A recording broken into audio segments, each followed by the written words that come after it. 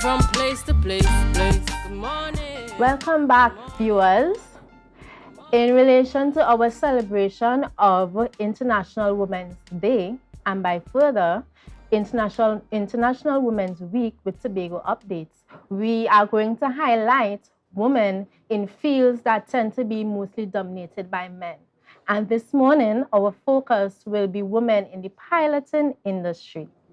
This morning, we have with us, representing the Organization of Black Aerospace Professionals, we have Mrs. Veronica Leacock Borchard, who is an aircraft mechanic with United Airlines. And we also have Ms. Tarah Ernest. She is a Boeing 737 officer with American Airlines. Welcome, ladies. Good morning, and thank you for having us. Nice to have you all here. So can you all tell us, either one, can you all tell us about the Organization of Black Aerospace Professionals? What do you all do? So the Organization of Black Aerospace Professional is a nonprofit organization where we focus on getting the minority, the Black minority, into the aviation industry. So we do that by providing mentorship and scholarship and just guidance. We're also going out there doing outreach events just to expose the children and show them, or expose the community and show them that this is a field that they can be a part of. All right. And I know you all focus more on the Caribbean as well as the African diaspora. From you all having interactions with these individuals, have you seen a vast increase in the amount of persons who are applying to be pilots or in the industry? 100% think so, because as each one of us goes out there that has gone through the journey, and we encounter a lot of people in our past. So when they see us, then they're like, how did you get there? So now they're more interested in getting there themselves. So we're now in a phase where we're seeing a lot of full circle stories from people that started at different careers and they came through the program, through the organization, and they're now in positions where they're now helping, giving back. All right. Right? So I think that's 100%. So what we do all about is trying to encourage kids, right? Representation matters. When you see somebody that is like you, that talks like you, that looks like you, it's important, right? So we provide those examples to kids. You know, you see my friend here, Tara, which is a big example for women in the pilot industry. Then you see somebody from me that comes from aircraft maintenance. That it is actually an industry that's a lot more underrepresented when it comes to women's, when it comes to percentages. In pilots, we're in the double digits. In aircraft maintenance, we're still in the single digits when it comes to percentages. We have a long way to go. But when you see somebody like me, that her language is not English, first language is not English, not from the United States, then you say, oh, I can do that, right? So I think that's the message we're trying to, we pass to kids to encourage them to make sure that they can dream. All right, that's very nice. And from the numbers of persons applying, seeing as we are now celebrating International Women's Day, have you all tell me of the amount applying? How many would you estimate are women? So I will speak about aircraft maintenance, and then she can give you a better scoop when it comes to pilots. But I mean, if you think about it, when we talk about aircraft maintenance in the United States, about 6.4% of women are certified aircraft technicians. 6.4%. That will leave a percentage of 94% of aircraft mechanics are males. We have a long way to go there when it comes to that. And that number hasn't changed a lot from 1971 to 2022. And it's mainly because, one, we did a poor job to promote aircraft maintenance. And then the second is when you think about an aircraft mechanic, an aircraft technician, you think about a very physical job. And in terms of women's, we have motherhood, we have kids, right? And you say, I'm pregnant, how I'm going to be changing tires, how I'm going to be changing engines. And then the thought is that women were not good at math, we're not good at physics, we're not good at science, right? And that's some basic skills that you will need to go to school into aircraft maintenance that can be learned. But if you don't give them that exposure early, then in their mind is, well, we can't do that, right? And then it becomes, you see more male, you say, well, that's not meant for women. So I'd say the percentage is very slow. We're making progress. I think in the last 5 years we have made progress, but not at the rate that we want to see when it comes to, for example, pilots, which is growing at a rate that's a lot more than we see in the last 10 years. Not significant. Yeah, it's definitely very similar. So for us in the piloting world, for women, the percentage is 6%. And when we talk about Black individuals, the percentage is 4%. Now you put both together, a Black woman, it's less than 1%. So one of the statistics I like to share, like you are actually more likely to get struck by lightning than to be flown by a Black female captain. Wow. So I'm part of an organization called Sisters of the Skies, which is kind of it's a sister organization to OBAP. And that organization itself focuses more on females, Black females, and getting that exposed.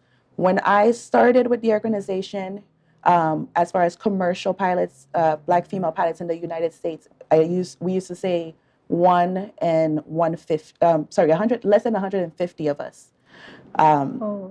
That was in 2019. That's the number we used to use. Now we use the number less than 200 of us.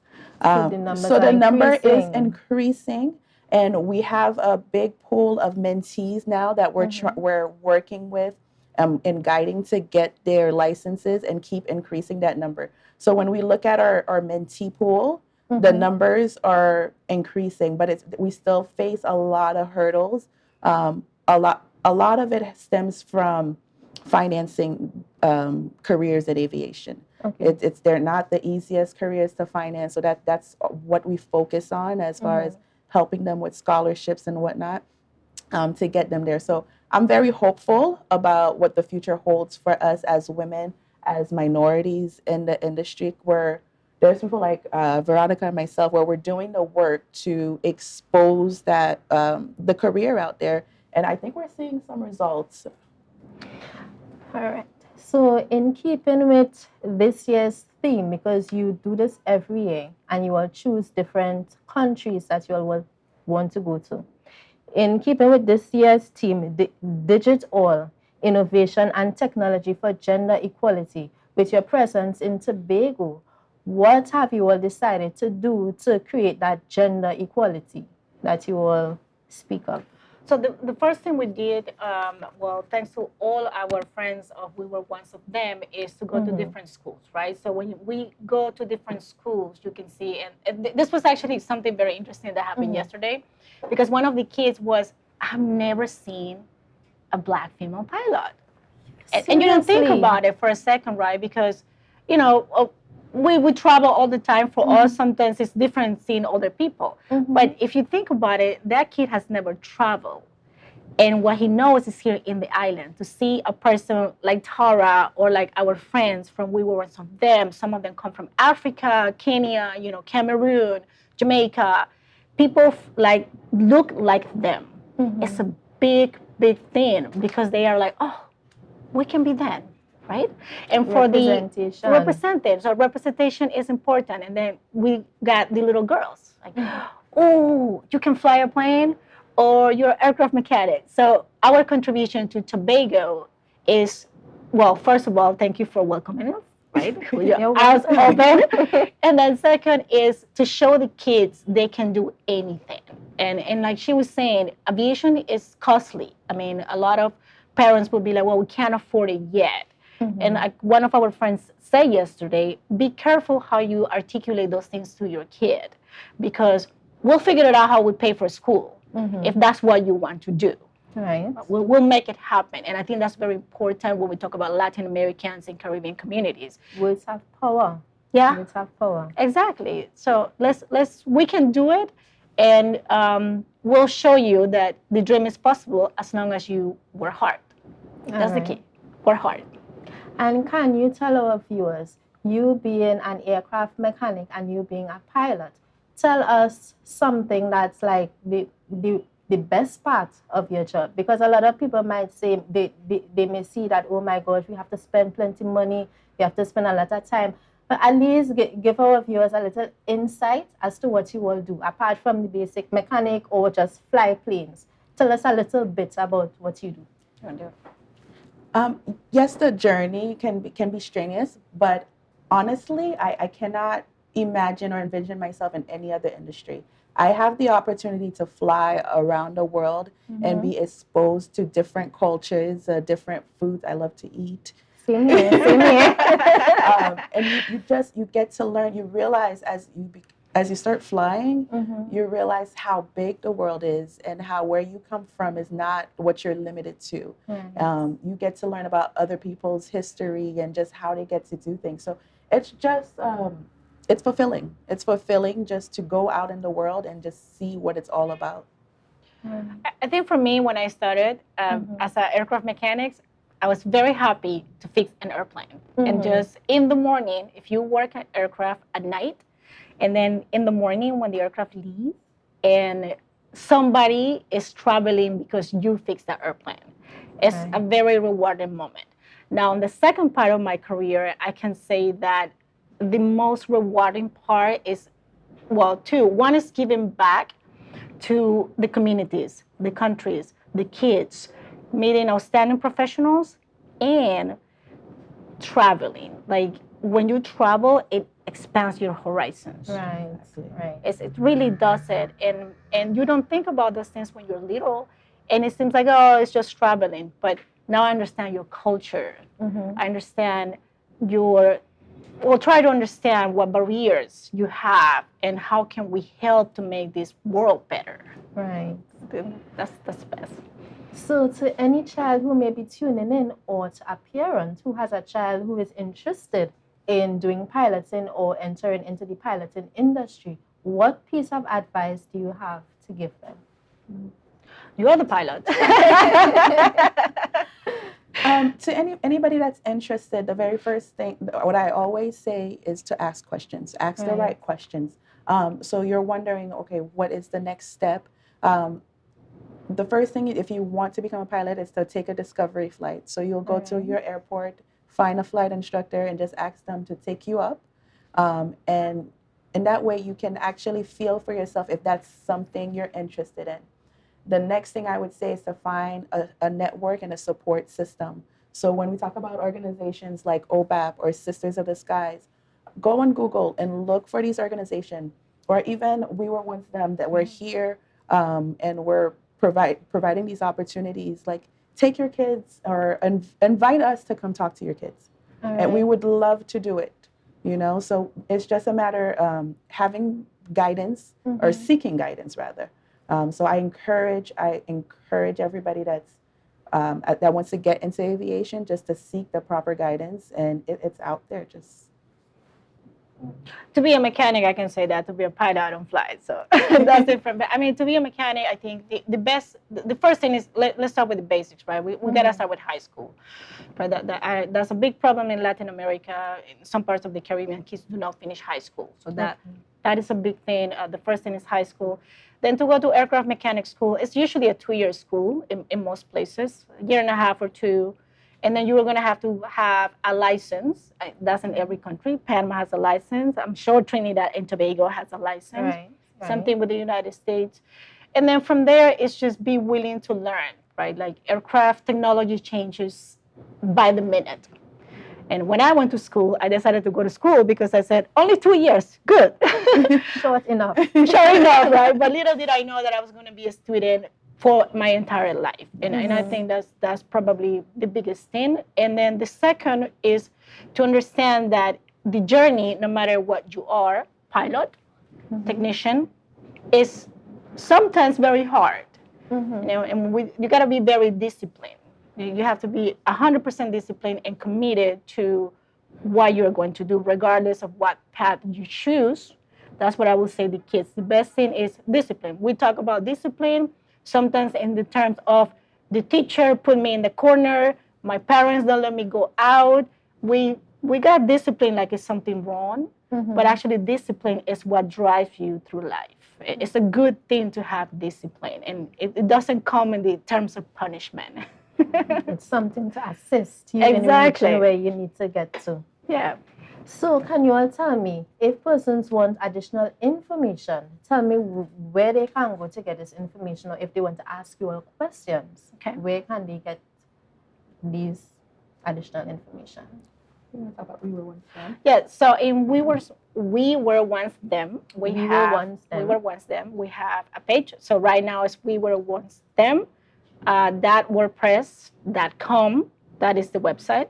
WordPress.com. Yes. Okay. We're working on that domain so to get it .org. All right. So that's the first website where we can start. We also have an Instagram page. We have a LinkedIn page, and also I think we have a Facebook page as well. And it's called We Were Once Them. And then when it comes to studying, right, that's different. I'm sure Tobago have their own websites where you can go and study about scholarships and things like that. But at the level of the organization where we came from, those are the ways we can reach us. All right. And for the organization, OBAP and Sisters of the Sky, so for OBAP, the website is just obap.org. And for Sisters of the Skies, it's sistersoftheskies.org. We're also on all social media platforms. We're working on TikTok.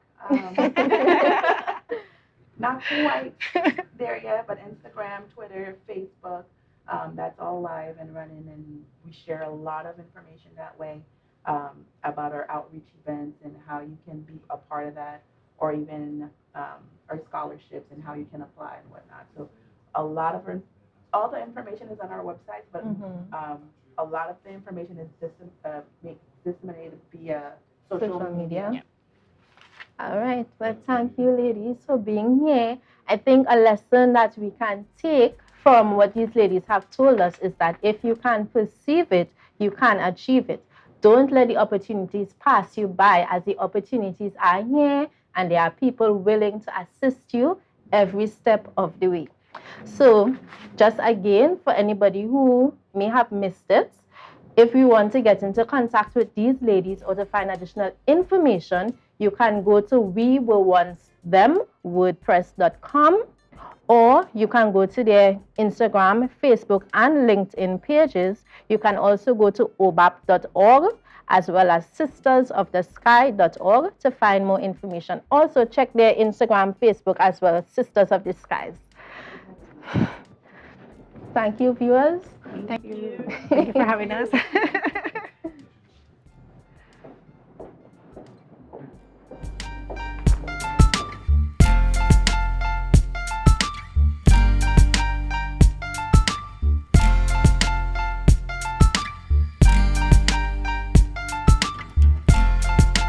Welcome to Limache Parfait Day Spa, your urban oasis and wellness center. Our services includes